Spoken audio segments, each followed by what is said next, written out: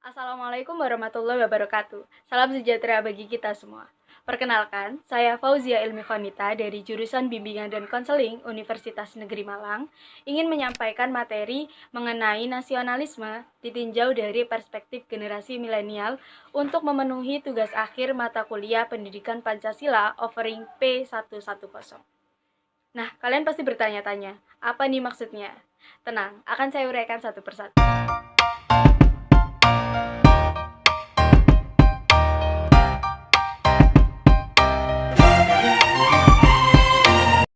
Nasionalisme. Apa sih nasionalisme itu?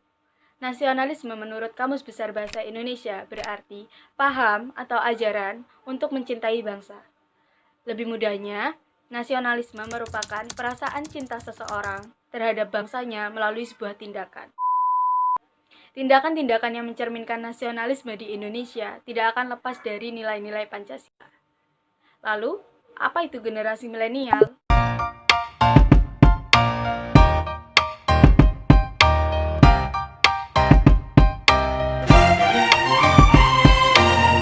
Generasi milenial atau generasi Y adalah kita-kita. Iya, aku dan kalian yang lahir pada tahun 1980 hingga tahun 2000 atau yang saat ini berusia 18 sampai 36 tahun. Mengapa sih kok disebut generasi milenial?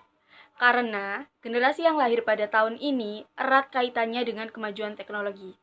Segala aspek dalam kehidupannya dipengaruhi oleh teknologi.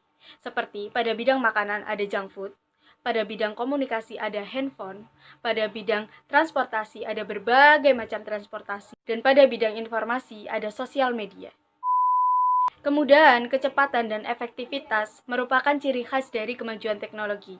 Hal ini menjadikan generasi milenial lebih menyukai segala sesuatu yang instan dan lebih unggul dalam hal kreativitas. Menurut detiknews.com, populasi generasi milenial hampir menyentuh angka 90 juta jiwa di Indonesia. Dan generasi milenial tercatat mendominasi penggunaan sosial media.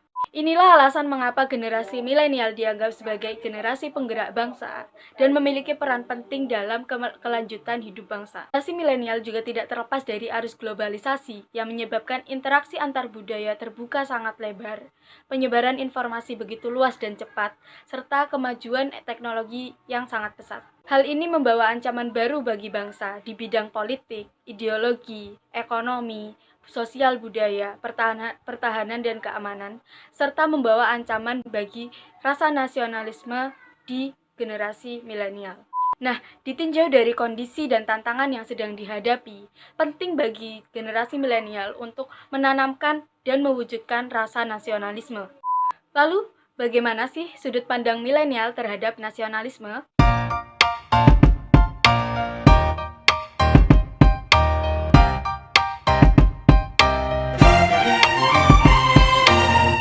Nasionalisme menurut generasi milenial adalah perasaan cinta terhadap bangsa melalui tindakan-tindakan nyata. Menurut generasi milenial, nasionalisme kini tidak lagi ditunjukkan melalui peperangan fisik. Karena saat ini kita sudah memasuki zaman peperangan dengan teknologi dan dunia digital. Generasi milenial harus mampu menguasai teknologi untuk menjawab tantangan zaman. Dengan begitu, nasionalisme dapat diwujudkan melalui karya-karya inovatif dan kreatif untuk mengharumkan nama bangsa agar dapat bersaing di dunia luar.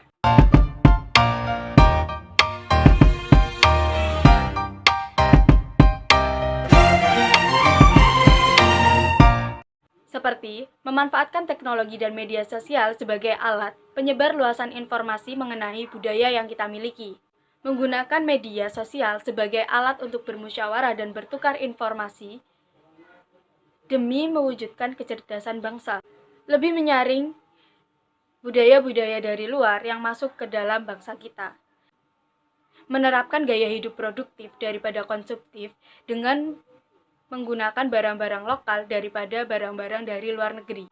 Lebih selektif dalam menerima informasi dan tidak menyebarluaskan konten hoaks ataupun yang mengandung provokasi agar tidak menimbulkan perpecahan. Kemudahan informasi dapat digunakan dengan memahami dan mendalami sejarah bangsa Indonesia dan menggunakan teknologi untuk menegakkan keadilan dan melindungi hak asasi manusia.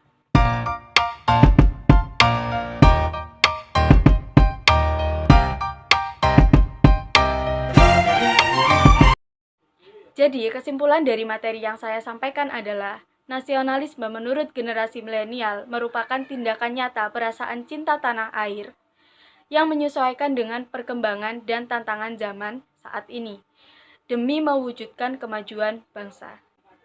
Sekian materi yang dapat saya sampaikan. Apabila ada kesalahan dalam penyampaian kata dan penyampaian materi, saya sangat menerima kritik dari kalian semua.